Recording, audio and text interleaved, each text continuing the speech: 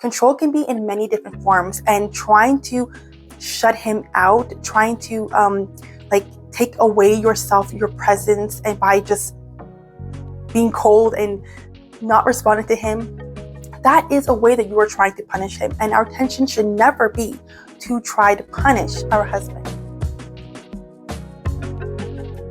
Hello, beautiful. Welcome to Gems and Pearls with Love. I hope all of you precious and lovely ladies are doing well. So we are now in part 3 of the series that I've been doing, where we've been talking about things wives may do that may be disrespectful to their husband. In part 1, we talked about being rude when it comes to the words we say or our body language and facial expressions.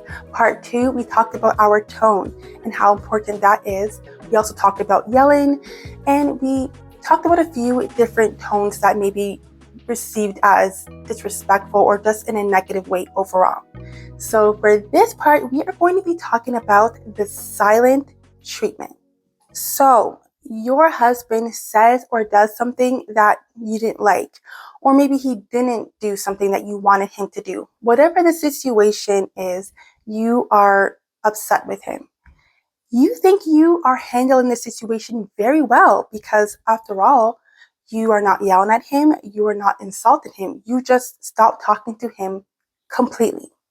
I'm not talking about you just avoiding talking about the situation for maybe a few hours so you can calm down, think through your response, and not react out of your emotions. That is something that I would advise you to do, especially if you are really angry. I'm talking about you literally choosing not to respond to him about anything, like completely acting as if you do not hear him. And this can go on for hours, if not days, possibly even weeks. I am going to give it to you, ladies, just as it is. The silent treatment is emotionally abusive. The silent treatment is actually a cruel and immature way to try to gain control of someone's actions. The thing is, usually when somebody is given the silent treatment, I would say in most cases, it is a way to punish the person, to make them pay for what they did. Now, as you see, that is very different from, hey, I'm not going to talk about this situation right now because my emotions are high and I don't want it to react out of anger. So instead, I'm going to take the time to calm down first and then respond to the situation later.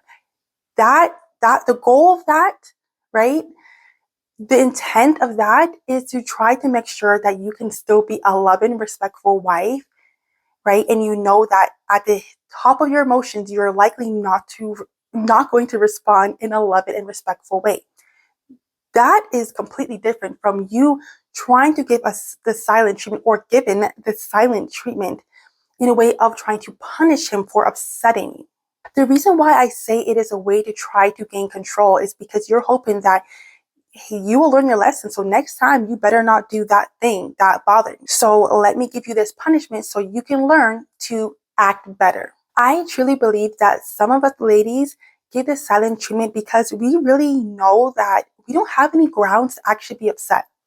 We don't have any grounds to actually say, pinpoint and say this and this is what's going on. Or, it's like, that you really shouldn't be upset about something. So it's not like you can go and talk about the situation. So instead, you just give the silent treatment, or the whole having an attitude, making it very obvious that something is wrong by your actions, by your short, cold responses. And then when he asks you what's wrong, you respond with nothing.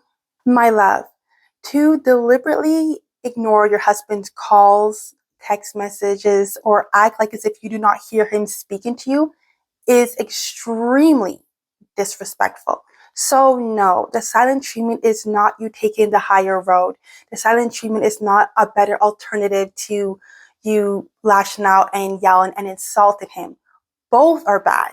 And the silent treatment is childish, it is emotionally abusive, and it is disrespectful. If you need time to process your thoughts, get your emotions under control, then it's better to just let him know that. Say, honestly, hun, I think I really need a moment to calm down. Or even have a conversation beforehand, like you guys agree to have a sort of word or a code or some kind of sign that you can give to each other that, okay, if I give this sign, that means I need a moment. I need a break from this conversation. And again, the intention of that is to come back again together and find a resolution versus you trying to punish him like as if, he's some sort of child that needs disciplinary action. At the end of the day, we are not supposed to be trying to control our husband. Our husband should not supposed to be trying to control us. Yes, I do believe in a wife submitting to her husband. I believe in a husband leading his wife, but leading is completely different from trying to actually control somebody's actions. None of us need to be trying to control each other, right? And sometimes we may think that control looks like just trying to boss them around, do this, do that. But control can be in many different forms, and trying to shut him out, trying to take away yourself, your presence, and by just being cold and not responding to him, that is a way that you are trying to punish him. And our intention should never be to try to punish our husband. All right, ladies, that is it for this video. Please, if you enjoyed this video, drop a like. Don't forget to comment below, leave your thoughts, and also share it with somebody else. If you are sharing it on social media and you want to tag me, go ahead and do so. Part 4 is going to be a very, very important topic. We are going to be talking about speaking negatively about our husband to others. Make sure you hit the notification bell so that way you do not miss that video. Until next time, sparkle like the gems of wisdom that you've got. Bye-bye.